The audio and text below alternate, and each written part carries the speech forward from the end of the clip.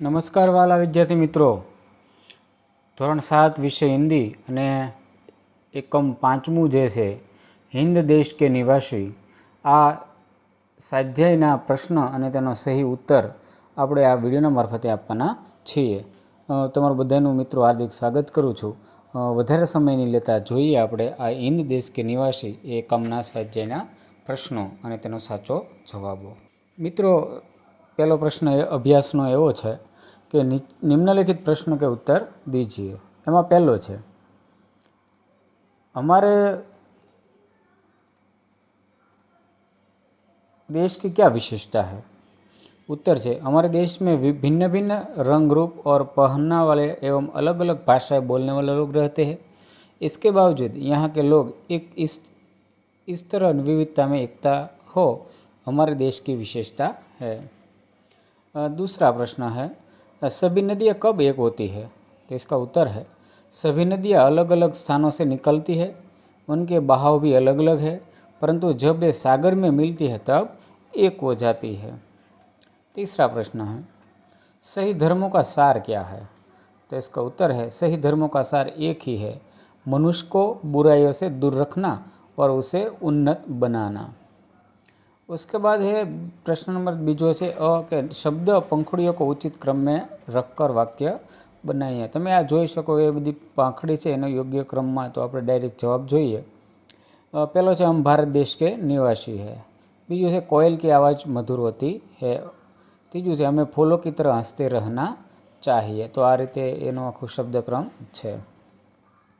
ત્યારબાદ છે બ કે गोले में से शब्द चुनकर अर्थपूर्ण वाक्य बनाइए. उदाहरण है, सोहन पढ़ रहा है. तो ऐसा उदाहरण है આપણે બનાવવાના છે. तो જોઈએ આપણે. तो पहलो जवाब है, रीनल पढ़ रही है, रीनल खेल रही है, मेघा पढ़ रही है, मेघा खेल रही है, हरेश पढ़ रहा है, हरेश खेल रहा है और सोहन खेल रहा है. तो आ रीते एनो जवाब बने. प्रश्न नंबर 3 है, काव्य पंक्तियों का भावार्थ समझाइए. हिंद देश के निवासी सभी जन एक है, रंग रूप वेश भाषा चाहे अनेक. तो एनो उत्तर है कि भारत देश में रहने वाले लोग के रंग रूप पहनावे और भाषाएं भले ही अलग अलग हो, परंतु वे सब लोग एक है. यहाँ रहने वाले सभी लोगों की मातृभूमि भारत ही है. ત્યારબાદ ચોથો પ્રશ્ન છે, औरत और लड़की के स्थान पर क्रमशः आदमी और लड़का रखकर परिच्छेद फिर से लिखिए. तो आ एक आखो પેરેગ્રાફ છે, એમાં औरत અને લડકીની જગ્યાએ આપણે आदमी અને લડકા એવું આપવાનો. તો જવાબ જોઈએ એનો. एक मोटा आदमी जा रहा था, पीछे पीछे एक लड़का चल रहा था. लड़का छोटा और पतला था. आदमी को पता चला तो घूर कर बोला, ए लड़के, मेरे पीछे पीछे क्यों चल रहा है. लड़का भोलेपन से बोला, मैं तो केवल छाँव के नीचे चल रहा था. तो आ रीते एनो आखो जवाब बने છે. तो मित्रों, अभ्यास जोया बाद આપણે સ્વાધ્યાય જોઈએ. મિત્રો, આખો કલર ફોન્ટ સાથે ખૂબ સરસ રીતે તમારા માટે આ બધી લખાણ આપેલું છે. ખરેખર તમને મદદરૂપ બનશે. મિત્રો, જોઈએ આપણે સ્વાધ્યાયનો પહેલો પ્રશ્ન. हिंदवासियों में से कैसी विविधता है. उत्तर है, हिंदवासी अलग अलग रंग और रूप के हैं, उनके पहनावे अलग अलग है, वे अलग अलग भाषा बोलते हैं, वे अलग अलग धर्मों को मानते हैं. इस प्रकार हिंदवासियों में अनेक प्रकार की विविधताएं हैं. बीजो प्रश्न है, माला में कौन कौन से फूल एक रूप है. उत्तर है, माला में बेला, गुलाब, जूही, चंपा, चमेली आदि तरह तरह के फूल एक रूप हुए हैं.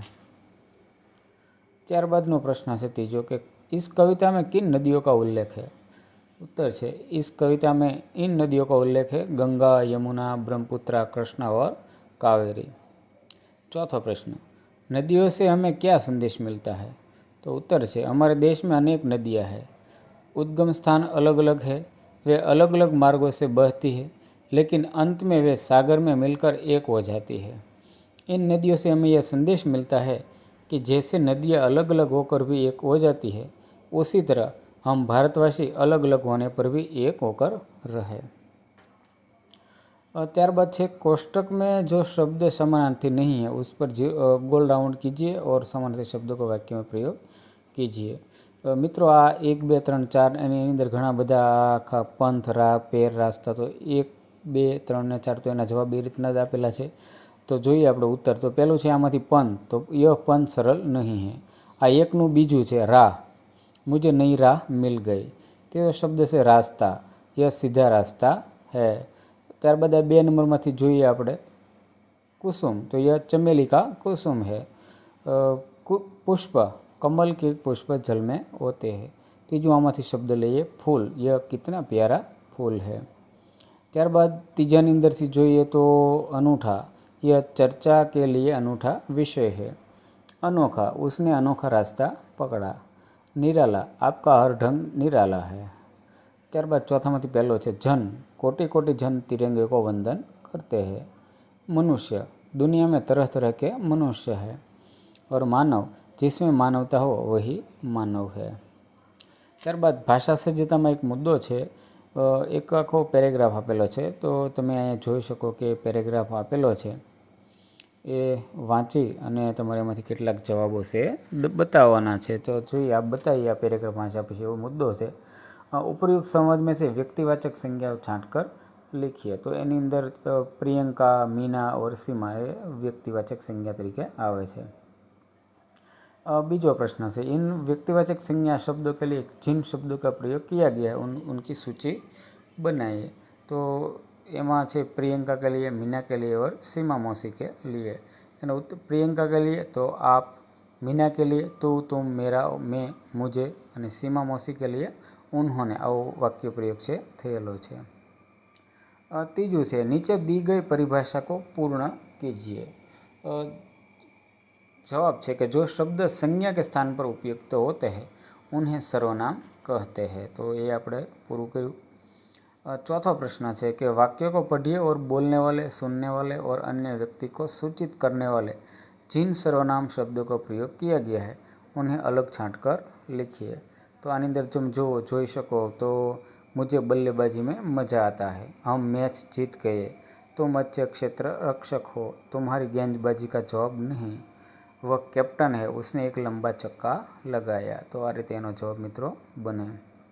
पांचमું છે विधान को पढ़िए और खुद के लिए उपयुक्त सर्वनाम शब्दों को छांट कर लिखिए। एમાં પહેલું છે हम राजीव स्वयं बल्लेबाजी करने आया, मैं अपने आप चला जाऊंगा।